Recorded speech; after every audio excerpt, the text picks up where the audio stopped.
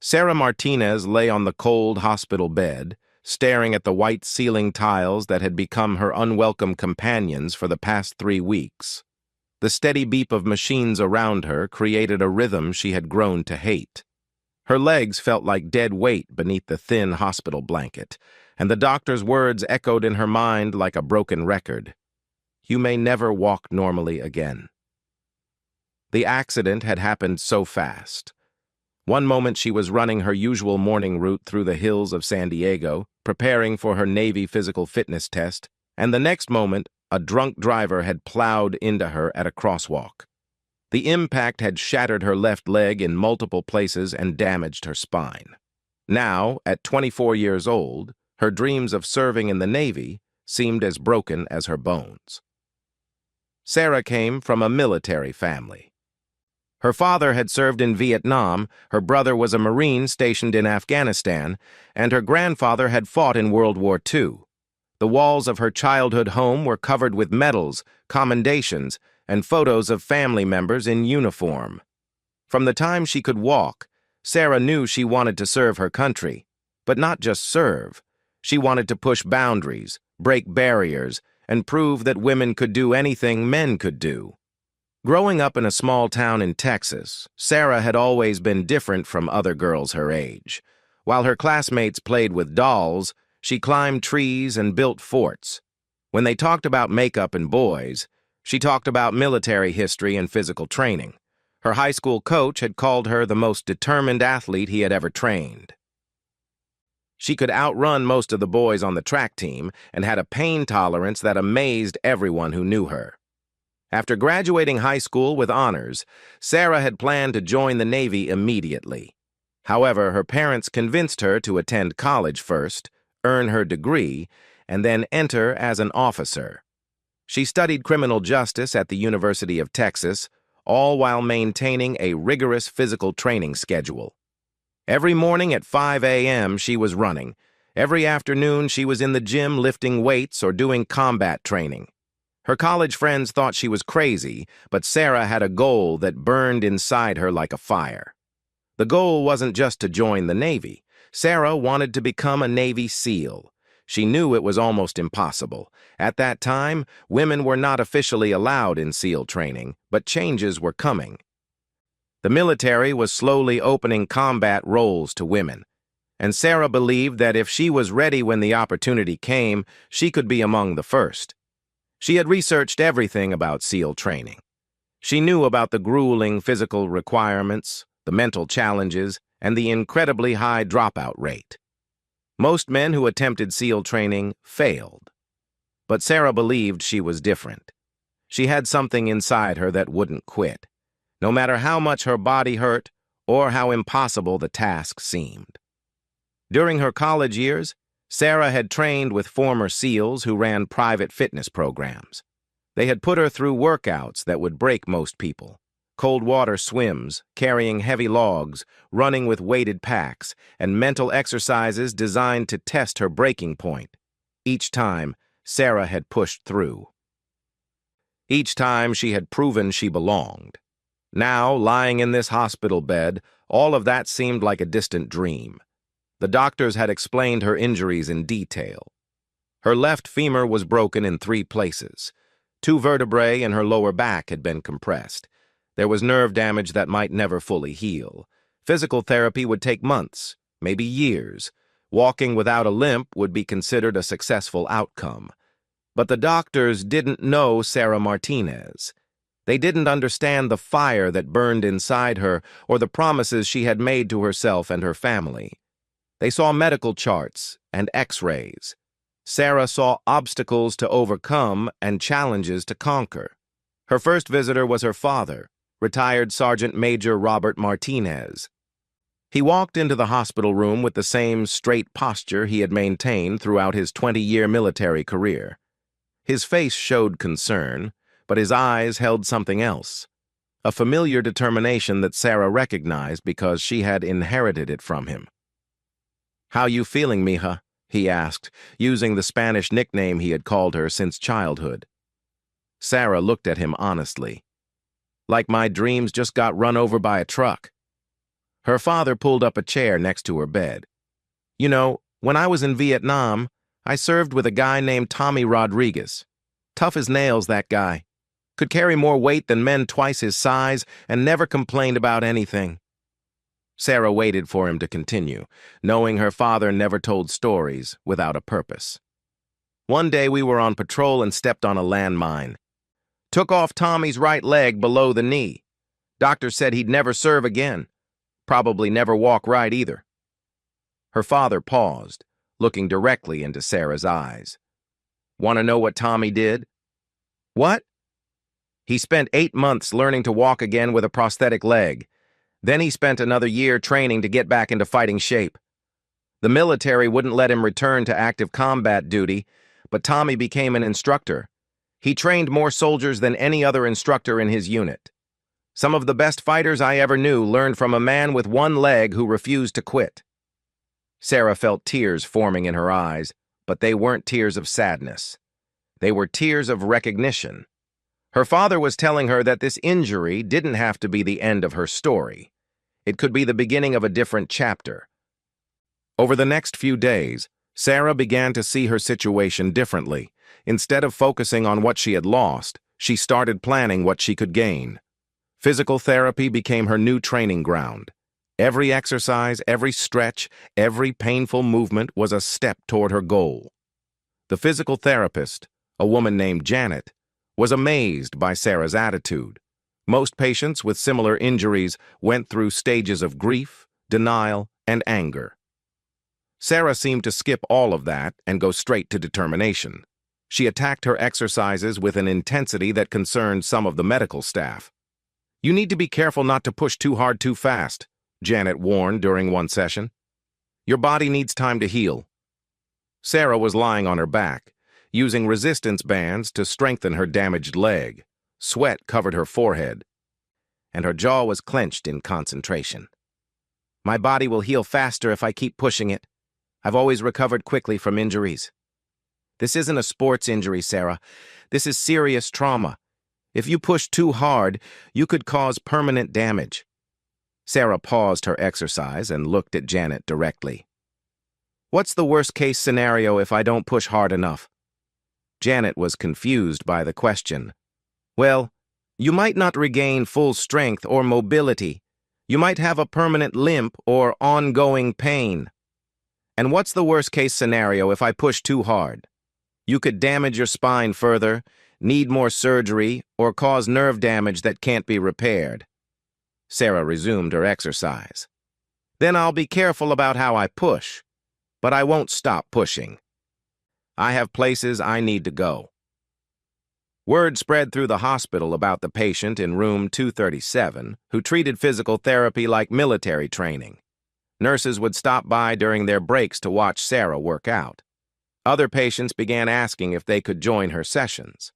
Sarah's determination was becoming contagious.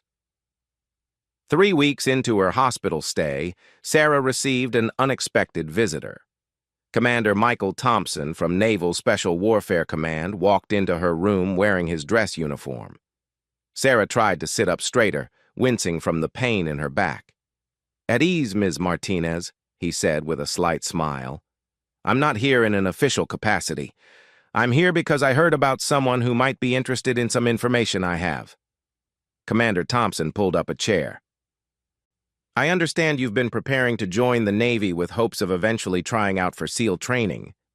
Sarah nodded, suddenly feeling self-conscious about her current condition. "Well, I have some news that might interest you. The Pentagon has just announced that all combat positions, including Navy SEAL training, will be officially open to women starting next year. The first integrated training class will begin in 18 months. Sarah's heart started beating faster. This was what she had been waiting for her entire adult life. "Now, I have to be honest with you," Commander Thompson continued. "The physical standards won't be lowered. If anything, the scrutiny will be higher, because everyone will be watching to see if women can really make it through the program. You'll need to be in the best shape of your life." He looked around the hospital room, taking in the medical equipment and Sarah's obvious injuries. "I don't know what your recovery timeline looks like, But if you're serious about this opportunity, you'll need to be ready to prove yourself in ways that no one has ever had to prove themselves before. Sarah felt something shift inside her chest. The fire that had been dimmed by her accident was suddenly burning brighter than ever. What would I need to do? Commander Thompson leaned forward. First, you need to get cleared medically for active duty. Then you need to complete basic officer training. Then you need to pass all the preliminary tests for SEAL training. And then, if you make it that far, you need to survive the hardest military training program in the world. He stood up to leave. I'll be honest, Ms. Martinez, most of the women who attempt this will probably fail. The physical demands are extraordinary, and the mental pressure is unlike anything you can imagine. But from what I've heard about your situation here, you might be exactly the kind of person who could succeed. After Commander Thompson left, Sarah lay in her hospital bed, staring at the ceiling again. But this time, instead of seeing a barrier, she saw a target. She had 18 months to transform herself from a broken patient into someone ready for the most challenging military training in the world. That night, Sarah called her physical therapist and asked for a meeting. When Janet arrived the next morning, Sarah was already doing exercises in her bed. I need to change my recovery plan, Sarah announced. What do you mean? I need a plan that will get me ready for Navy SEAL training in 18 months. Janet looked at her skeptically. Sarah, right now we're focusing on helping you walk normally again. Navy SEAL training requires abilities that are far beyond normal. Sarah pulled herself up to a sitting position, ignoring the pain that shot through her back. Then we need to aim far beyond normal. I need you to help me create a training program that will prepare me for the most difficult physical challenge in the military. Janet sat down slowly. Do you understand what you're asking? Navy SEALs need to swim miles in cold water, carry boats over their heads, run with heavy packs, and do things that would break most healthy people. You're asking me to help you go from barely able to move your legs to being ready for that level of training. Sarah looked at her with complete seriousness. That's exactly what I'm asking. The question is whether you're willing to help me, or if I need to find someone who will. Janet stared at her for a long moment. She had been a physical therapist for 15 years and had worked with hundreds of patients. She had never met anyone with this combination of injury severity and ambitious goals. Every professional instinct told her this was impossible. But something about Sarah's determination reminded Janet of why she had become a physical therapist in the first place. She had wanted to help people overcome seemingly impossible obstacles and reclaim their lives. Okay, Janet said finally, but we're going to do this the right way. We're going to work with doctors, nutritionists, and specialists. We're going to monitor every aspect of your recovery and make sure we don't cause more damage. And you're going to have to trust me when I tell you to slow down or rest. Sarah extended her hand for a handshake. Deal. But you have to promise me something too. What? Promise me that you won't let me settle for anything less than what I need to achieve my goal. If I'm not pushing hard enough, if I'm making excuses, if I'm not progressing fast enough, call me out. I don't want encouragement or sympathy. I want someone who will help me become the person I need to be. Janet shook her hand, feeling like she had just agreed to something much bigger than physical therapy. The next morning, Sarah's new life began. Instead of standard recovery exercises, Janet had designed a program that would gradually build toward military-level fitness. They started with basic movements to restore function, but every exercise was planned with the end goal in mind. Sarah's day began at 5 a.m. with breathing exercises and meditation. Her father had taught her that mental strength was just as important as physical strength, and she knew that Navy SEAL training would test her mind as much as her body. After meditation, she did gentle stretching and range of motion exercises for her injured areas. By 7 a.m., she was working with Janet on specific therapeutic exercises. These weren't the standard repetitions most patients did. Sarah performed each movement with perfect form, focusing not just on completion but on building the precise muscle memory she would need later. Afternoons were dedicated to upper body strengthening. Since her legs were still healing, Sarah focused intensively on building her arms, shoulders, and core. She did modified pull-ups, resistance training, and specialized exercises designed by former SEALs who Janet had consulted with. Evenings were for studying. Sarah read everything she could find about SEAL training, military strategy, and the experiences of people who had succeeded in special operations. She studied nutrition, sleep science, and mental conditioning techniques. Knowledge became another form of preparation.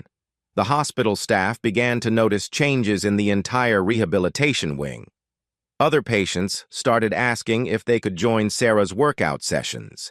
Her intensity and focus were inspiring people who had been struggling with their own recoveries.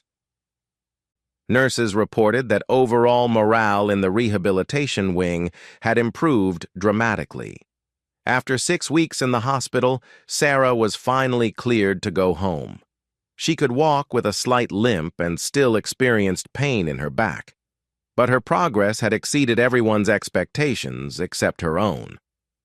The day she left the hospital, she had a new plan and a team of people committed to helping her achieve what seemed impossible. Sarah's journey from broken patient to Navy SEAL candidate was about to begin in earnest. The doctors had told her she might never walk normally again. In 18 months, she planned to be swimming through freezing ocean water with a boat on her head, proving that they had dramatically underestimated what Sarah Martinez was capable of becoming. Sarah's home became her training facility. Her father had converted the garage into a gym, complete with pull-up bars, weight equipment, and a swimming pool her family had installed specifically for her rehabilitation. Every morning at 4 a.m., Sarah began her day with a ritual that would have impressed any military drill instructor. The first few weeks at home were harder than the hospital. At the hospital, she had medical support, scheduled therapy sessions, and a controlled environment. At home, everything depended on her own discipline and motivation. Some days, the pain in her back made it difficult to get out of bed. Other days, her damaged leg felt completely numb. But Sarah had learned something about herself during her hospital stay. Pain was just information, and information could be processed and overcome. Janet came to Sarah's house 3 times a week to oversee her training and monitor her progress. What she found amazed her. Sarah had created detailed training logs, tracking not just her physical improvements, but also her mental state, nutrition, sleep patterns, and pain levels. She approached recovery with the precision of a scientist and the determination of a warrior. Most people think physical therapy is about getting back to normal, Sarah explained during one session as she performed single-leg squats with perfect form despite the obvious discomfort. I realized that normal was never going to be good enough for what I want to do. So I decided to use this time to become better than I ever was before. Janet watched Sarah complete her exercises with a level of focus she had never seen in any patient. How do you deal with the pain? I can see it in your face, but you never complain or ask to stop. Sarah paused and considered the question carefully. My brother sent me a letter from Afghanistan last week. He told me about a firefight where his unit was pinned down for 6 hours. He said the only thing that kept him going was remembering that pain is temporary, but giving up is permanent. Every time I feel like stopping, I think about all the people who are counting on me to succeed. Who's counting on you? Other women who want to prove they can do anything. My family who invested in my dreams. Future generations of girls who need to see that barriers can be broken. And honestly, myself. I made a promise to become the person I'm capable of being, and I won't break that promise.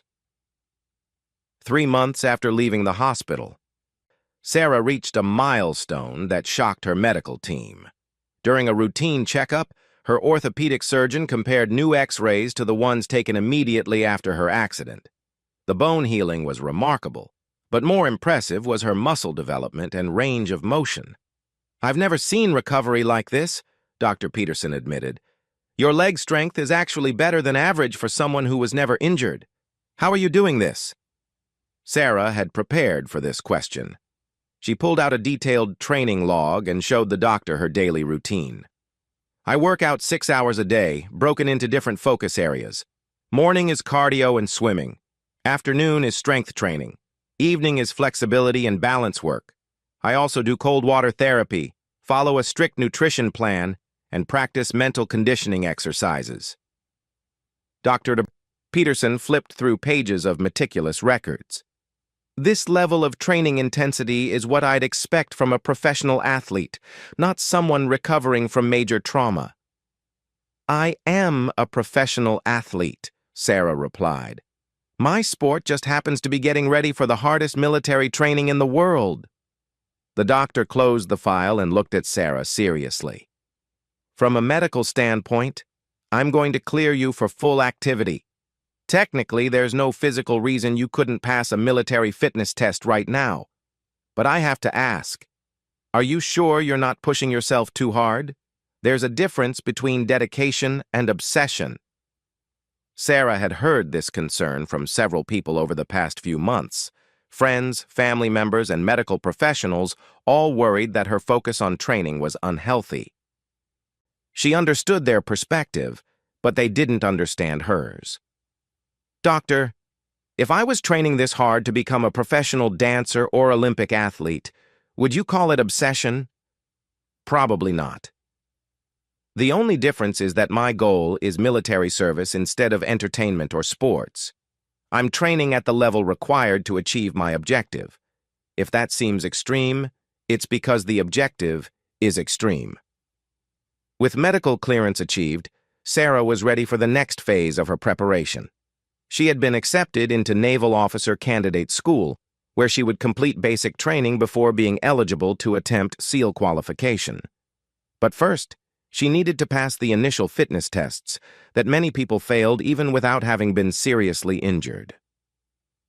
The preliminary fitness test for SEAL training included specific requirements that went far beyond normal military standards.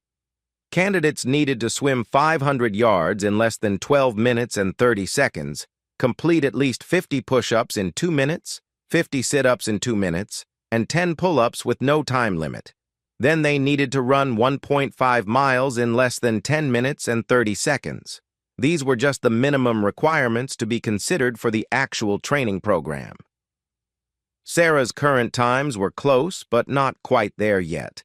Her swimming was strong. She could complete 500 yards in about 13 minutes. Her upper body strength had actually improved because of her intensive training, so push-ups and pull-ups weren't a problem. But running was still challenging because of lingering effects from her leg and back injuries. Janet suggested bringing in a running coach who specialized in working with injured athletes.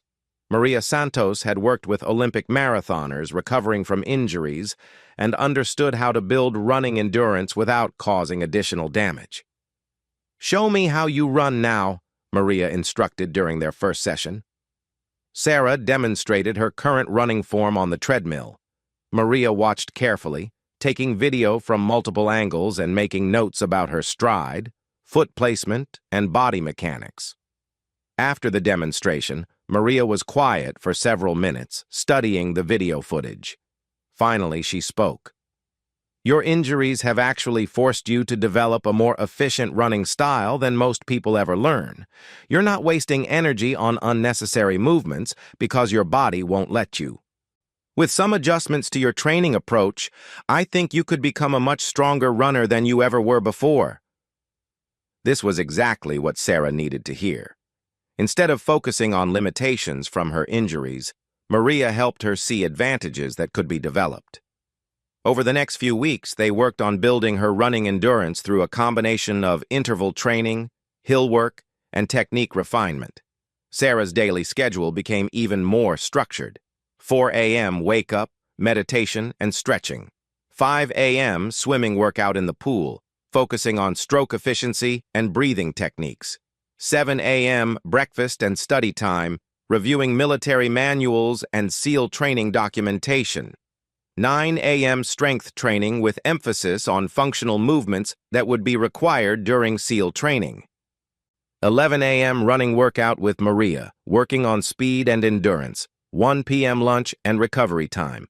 3 p.m. specialized training exercises, including obstacle course work, rope climbing, and boat carrying simulations. 5 p.m. flexibility and balance work. 7 p.m. dinner and family time. 9 p.m. mental conditioning exercises and planning for the next day. 10 p.m. sleep. This schedule continued 7 days a week for 4 months. Sarah never missed a workout, never complained about the intensity, and never questioned whether the goal was worth the sacrifice. Her family watched in amazement as she transformed not just physically but mentally into someone completely focused on achieving what seemed impossible. Her father often joined her for morning swims, having been an excellent swimmer during his own military service. During one of these sessions, he shared something that had been on his mind. "Mia, I've been in the military for over 20 years, and I've trained with some of the toughest people in every branch of service. I've never seen anyone prepare for anything the way you're preparing for this. You know that, right?" Sarah was floating on her back, looking up at the sky as the sun came up. "I know it's a lot, Papa. But I also know that if I don't make it, it won't be because I didn't prepare enough." "That's not what I mean. What I mean is that you're already operating at a level that most SEALs would respect. The training you've designed for yourself is harder than what a lot of active-duty Special Forces soldiers do on a daily basis." Sarah stopped floating and looked at her father. "Do you think I'm ready?" "I think you've been ready for months. What I'm worried about now is whether they're ready for you."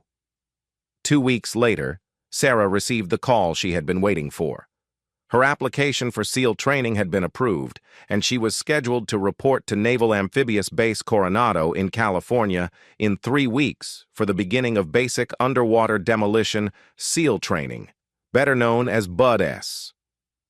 The night before leaving for California, Sarah's family organized a small gathering. Her brother had gotten leave from his deployment specifically to be there. Friends from high school, college, and the hospital where she had recovered came to wish her well. But the most meaningful moment came when Janet, her physical therapist, pulled her aside. "I need to tell you something," Janet said. "When you first asked me to help you train for SEAL qualification, I didn't think it was possible. I've been a physical therapist for 15 years, and I've worked with thousands of patients. I've never seen anyone overcome injuries like yours and achieve this level of fitness." Sarah was surprised to see tears in Janet's eyes. "But more than that, watching you train has changed how I approach my job. You taught me that recovery isn't about getting back to where you were. It's about using challenges as opportunities to become better than you ever thought possible. I've started using techniques with other patients that I learned from working with you, and their outcomes are dramatically better." Janet handed Sarah a small wrapped package. "I wanted you to have this." Sarah unwrapped it to find a waterproof watch with an engraving on the back. "Pain is temporary, quitting is permanent. Janet." The next morning, Sarah's father drove her to the airport. During the 3-hour drive, they talked about her childhood, her goals, and what lay ahead. As they pulled up to the departure area, her father turned to her with the same serious expression he had worn in her hospital room a year ago.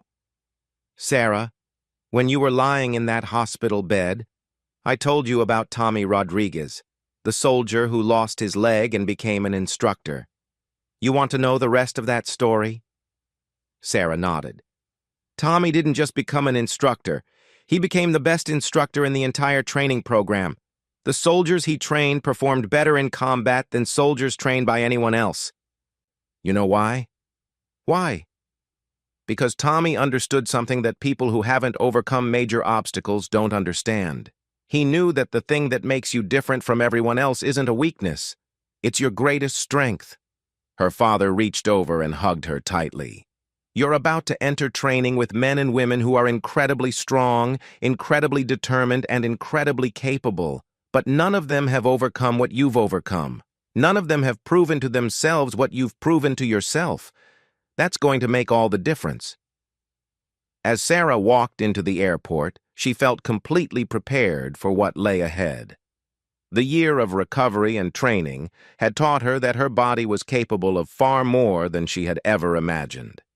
More importantly, it had taught her that her mind was unbreakable. On the flight to California, Sarah reviewed her training logs one final time. Over the past year, she had swum over 800 miles, run more than 1,200 miles, completed over 50,000 push-ups, and spent more than 2,000 hours in focused physical training. She had transformed herself from someone who doctors said might never walk normally into someone ready for the most demanding military training in the world. But the numbers didn't tell the whole story. The real transformation had happened in her mind. Sarah had learned that there was no obstacle that couldn't be overcome with enough determination, proper planning, and willingness to endure discomfort.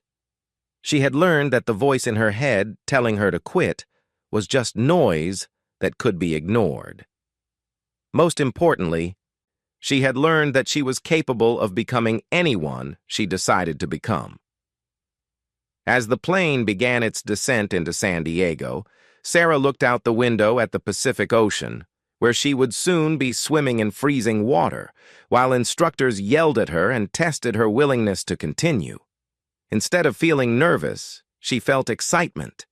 This was what she had been preparing for her entire life. The accident that had shattered her leg and damaged her spine had actually been the best thing that ever happened to her. It had forced her to discover strength she never knew she had and develop a level of mental toughness that couldn't be taught in any classroom or training program. Tomorrow, Sarah would begin Bud-S training alongside some of the most elite athletes and soldiers in the world. They would be faster, stronger, and more experienced than she was, but none of them would be more prepared for the mental challenges ahead. Sarah Martinez was ready to show the world what someone could accomplish when they refused to accept limitations and committed completely to achieving their goals. The girl who had been hurt and motionless in a hospital bed was about to become the Navy SEAL no one expected, but everyone would remember. The bus pulled up to Naval Amphibious Base Coronado at exactly 500 hours on a foggy Monday morning. Sarah stepped off with 23 other candidates, all reporting for the beginning of basic underwater demolition SEAL training. The men around her looked exactly like what she expected, tall, muscular, confident, and intimidating. She was the only woman in this particular class, though she knew 2 other women had started training in previous weeks. Instructor Chief Petty Officer Marcus Johnson stood waiting for them, his presence immediately commanding attention. He was a 20-year SEAL veteran with arms like tree trunks and eyes that seemed to see through people's souls. When he spoke, his voice carried the authority of someone who had earned respect through years of the most dangerous missions imaginable. Welcome to Bud-S, candidates. Over the next 6 months, we will determine whether you have what it takes to earn the title of Navy SEAL. Most of you will fail. That's not an insult, it's a fact.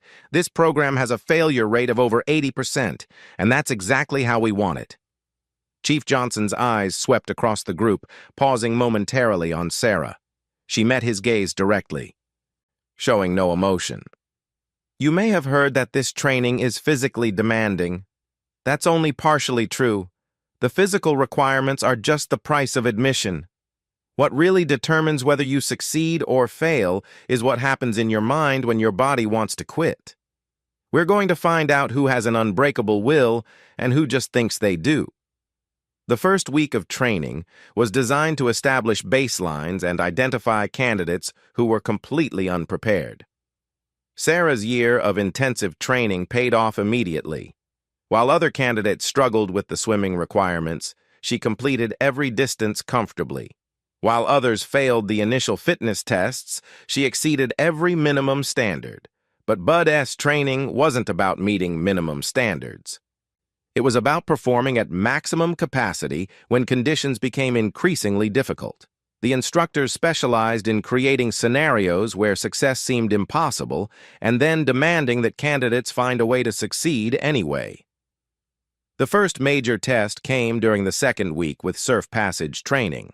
Candidates were required to paddle rubber boats through massive ocean waves, work as a team to navigate the surf zone, and complete beach landings under simulated combat conditions.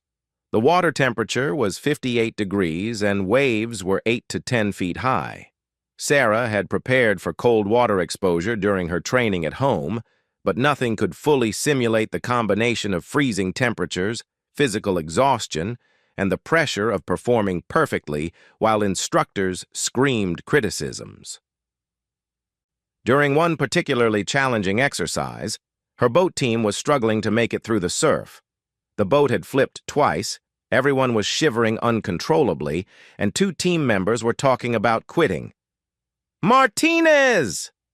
Chief Johnson's voice cut through the wind and waves. "Your boat team is falling apart! What are you going to do about it?" Sarah was paddling in the stern position, responsible for steering and maintaining team coordination. Her teammates were bigger and stronger than she was, but at this moment, they were looking to her for leadership. "Listen to me!" she shouted over the crashing waves. "We've all trained too hard and come too far to let some cold water stop us. We're going to time our paddle strokes perfectly, hit that next wave at exactly the right angle, and make it through on this attempt. Everyone paddle on my count and don't stop no matter what happens." Something in Sarah's voice galvanized her team. They synchronized their paddling, hit the wave at the perfect moment, and successfully navigated through the surf zone. As they reached calm water, one of her teammates looked at her with new respect. "Where the hell did you learn to do that?" he asked, still breathing hard from the exertion. "I learned that giving up isn't an option," Sarah replied, already preparing for the next wave they would have to navigate. The infamous Hell Week began during the fourth week of training. 5.5 days of continuous training with a maximum of 4 hours of sleep total. Candidates were required to participate in physical activities for 20 hours per day while being constantly evaluated on performance, teamwork, and mental resilience. This was where most people quit. By the third day of Hell Week, Sarah's class had shrunk from 24 people to 11. The combination of physical exhaustion, sleep deprivation, and psychological pressure was breaking down even the strongest candidates. Sarah felt the effects too. Her injured leg was aching constantly, her back pain had returned, and she was so tired that she sometimes forgot where she was. But something unexpected was happening. While other candidates were struggling more each day, Sarah seemed to be getting stronger. The year she had spent learning to push through pain and discomfort had prepared her for exactly this situation.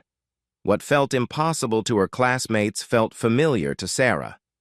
During one particularly brutal exercise, candidates were required to carry telephone poles while running on the beach for 2 hours. The poles weighed over 200 pounds and required 6 people to carry them effectively. Sarah's team had lost 2 members to injuries, leaving only 4 people to carry their pole. "This is impossible," one teammate gasped during a brief rest period. "We can't carry this thing with only 4 people." Sarah looked at the exhausted faces around her. These were incredibly strong, capable men who had reached their breaking point. In that moment, she remembered something her father had told her in the hospital. "The thing that makes you different from everyone else isn't a weakness. It's your greatest strength." "You're right," Sarah said. "We can't carry this pole the same way 6 people would carry it, but we can carry it a different way. We can carry it the way 4 people who refuse to quit would carry it." She explained a modified carrying technique that would distribute the weight differently and allow their smaller team to manage the load. More importantly, she reminded them why they were there. "Every single one of us has overcome obstacles to get to this point. We've all proven we can do things other people said were impossible. This is just another obstacle. We're not going to let a piece of wood stop us from becoming SEALs." Her team completed the exercise successfully, and word spread among the remaining candidates that Sarah Martinez wasn't just surviving Hell Week. She was thriving during it. Chief Johnson had been watching Sarah carefully throughout the training. He had worked with thousands of candidates over his career and had developed an ability to predict who would succeed and who would fail. Sarah Martinez was unlike anyone he had ever evaluated. Most candidates either have exceptional physical abilities or exceptional mental toughness, he explained to the other instructors during a training meeting. Martinez has both, but what makes her special is that she's been tested in ways that most of these young men and women have never been tested. She's already proven to herself that she can overcome major obstacles. That gives her a confidence that can't be taught. The lead instructor, Commander Sarah Bradley, was the first woman to successfully complete SEAL training and had been specifically assigned to oversee the integration of female candidates. She had been watching Sarah's performance with particular interest. "What's your assessment?" Commander Bradley asked Chief Johnson. "She's going to graduate. Not only that, she's going to graduate as one of the top performers in her class. The question isn't whether she's capable of becoming a SEAL. The question is whether we're ready for what she represents." Hell Week concluded with a simple ceremony. The 11 remaining candidates stood in formation as Chief Johnson addressed them. "You have completed Hell Week. You have proven that you have the basic mental and physical capabilities required to continue SEAL training. However, Hell Week is not the end of your evaluation. It's the beginning. The next 5 months will test everything you've learned about yourselves and push you to develop capabilities you don't yet know you have." Sarah felt a surge of pride, but she also knew that Chief Johnson was right. Hell Week had been incredibly difficult, but it was just the foundation for even greater challenges ahead. The remaining months of Bud-S training covered advanced swimming techniques, diving operations, land warfare, and specialized skills that SEALs would need in combat situations. Sarah continued to excel in every area, but she also discovered something unexpected. She was becoming a leader among her classmates. During diving week, one of her teammates experienced equipment failure during an underwater exercise. Standard protocol was to surface immediately and signal for instructor assistance. But surfacing would mean failing the exercise, and this particular candidate had already failed one previous exercise. Another failure would result in dismissal from the program. Sarah was swimming nearby when she noticed her teammates' distress signals. Without hesitation, she shared her breathing apparatus and helped him complete the exercise while they both used her equipment. It was dangerous, technically against protocols, and could have resulted in both of them being dropped from training. When they surfaced, Chief Johnson was waiting for them. "Martinez, explain what happened during that dive." Sarah stood at attention. "Chief, Candidate Williams experienced equipment malfunction. I made the decision to provide assistance so he could complete the exercise safely." "You made the decision to violate safety protocols and risk both of your lives." "Yes, Chief." Chief Johnson stared at her for a long moment. "Why?" Sarah thought carefully about her answer. "Chief, a SEAL team is only as strong as its weakest member. In a real combat situation, I wouldn't abandon a teammate because of equipment failure. I would find a way to complete the mission and bring everyone home safely. And if your decision had resulted in both of you drowning, then we would have died trying to succeed instead of living with failure." Chief Johnson dismissed the other candidates and spoke to Sarah privately. "Martinez, what you did was incredibly dangerous and completely against training protocols. It was also exactly what I would hope a SEAL would do in a similar situation." He paused, studying her face. "Leadership isn't about following rules perfectly. It's about making decisions under pressure that serve the greater good. You're developing judgment that can't be taught." As training progressed, Sarah's reputation grew not just among her classmates, but among the entire SEAL community at Coronado. Stories spread about the female candidate who had overcome major injuries and was outperforming most male candidates. Officers from other units began observing her training sessions, curious to see the woman who was breaking barriers and exceeding expectations. The final test of Bud-S training was a comprehensive exercise that simulated a real SEAL mission. Candidates were required to plan and execute a beach reconnaissance mission, working as a team to gather intelligence while avoiding detection by opposing forces.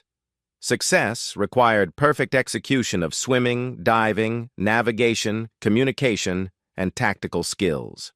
Sarah was selected as team leader for the exercise, a position typically given to the candidate with the highest overall performance ratings.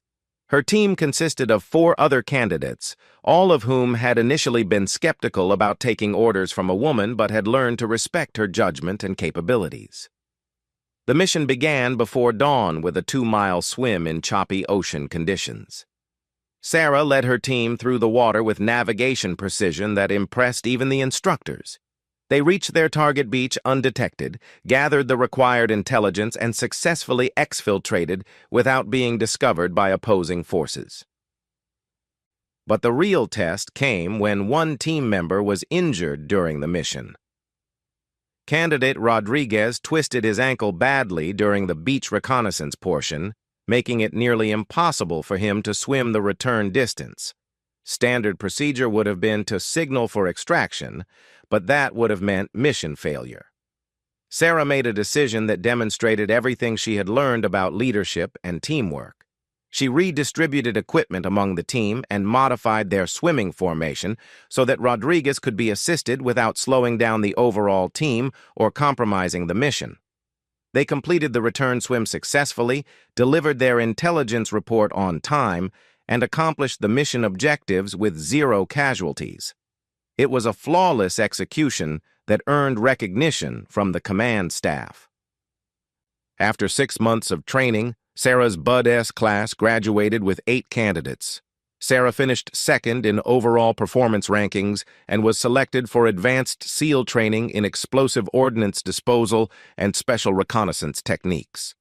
During the graduation ceremony, Commander Bradley addressed the graduating class and the audience of family members and military officials who had gathered to witness this historic moment. Today we are graduating 8 new Navy SEALs who have proven they possess the physical capabilities, mental toughness, and leadership qualities required for special operations. Among this graduating class is Petty Officer Sarah Martinez, who represents several firsts in SEAL training history.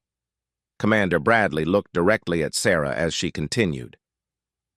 Petty Officer Martinez is the first woman to complete SEAL training, while also being the first candidate to graduate after overcoming major physical injuries sustained before training began. But those distinctions don't capture what makes her achievement truly remarkable.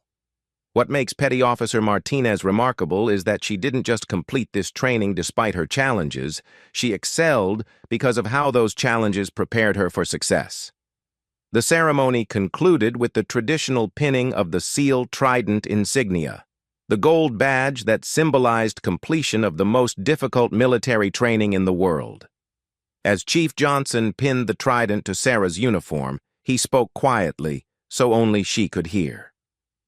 Martinez, in 20 years of training SEALs, I've never seen anyone transform challenges into strengths the way you have. The Navy SEALs are better because you're part of the team. After graduation, Sarah was assigned to SEAL Team 5 based in Coronado. Her first deployment was to Afghanistan, where her team was responsible for conducting special reconnaissance missions in support of larger military operations. The skills she had developed during her recovery and training, attention to detail, pain tolerance, mental resilience, and leadership under pressure, made her an exceptionally effective operator. During her first combat deployment, Sarah's team was assigned to gather intelligence on enemy supply routes in a mountainous region. The mission required hiking 15 miles through difficult terrain while carrying 60 pounds of equipment, then maintaining surveillance for 72 hours in freezing conditions. On the second night of surveillance, enemy forces began patrolling close to their position.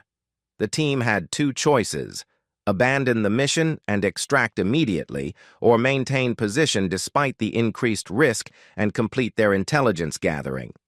Sarah's team leader asked for her assessment. "We came here to gather intelligence that will save lives for our larger force," Sarah responded. "The risk of staying is significant, but the cost of not having this information could be much higher. I recommend we maintain position and complete the mission." They remained in position, successfully gathered the required intelligence, and provided information that prevented an ambush on a convoy carrying medical supplies to a remote outpost. Sarah's first combat mission was considered a complete success. Over the next 2 years, Sarah participated in dozens of missions and earned recognition for exceptional performance under pressure. She received several commendations for leadership and was promoted ahead of her peers. But her greatest impact came through mentoring other women who were attempting SEAL training. 3 more women had entered BUD-S training after Sarah's graduation, and 2 had requested her as a mentor. Sarah spent her off-duty time helping these candidates prepare for the challenges they would face, sharing techniques she had developed for mental conditioning and physical preparation. "The most important thing I learned," Sarah explained to one candidate, "is that your biggest obstacle will probably become your greatest strength. Don't try to hide from whatever makes you different. Figure out how to use it as an advantage." One of the women she mentored, Jennifer Chen, successfully completed SEAL training and was assigned to Sarah's team. During their first mission together, Jennifer faced a moment of doubt when the physical demands seemed overwhelming. "I don't know if I can do this," Jennifer admitted during a particularly grueling exercise. Sarah looked at her seriously. "You already know you can do this. The question is whether you're willing to prove it to yourself again. I've watched you overcome every obstacle put in front of you. This is just one more obstacle." Jennifer completed the mission successfully and later said that Sarah's confidence in her abilities had been the deciding factor. 5 years after her graduation from SEAL training, Sarah was promoted to Chief Petty Officer and assigned as an instructor at BUD-S. She was the first woman to hold this position and was specifically requested for the role by Commander Bradley. "We need instructors who understand that breaking barriers isn't about lowering standards," Commander Bradley explained. "It's about helping people discover capabilities they didn't know they had. Your experience makes you uniquely qualified to develop the next generation of SEALs." As an instructor, Sarah brought a perspective that had been missing from SEAL training. She maintained the demanding physical and mental standards that made SEAL training legendary, but she also helped candidates understand that overcoming obstacles was a skill that could be developed. During her first year as an instructor, Sarah's training classes had the highest graduation rate in the program's history. More importantly, the SEALs who graduated from her classes consistently performed at exceptional levels during their first deployments. Sarah's impact extended far beyond the SEAL community. Her story had been featured in military publications, and she had become a sought-after speaker at military academies and leadership conferences.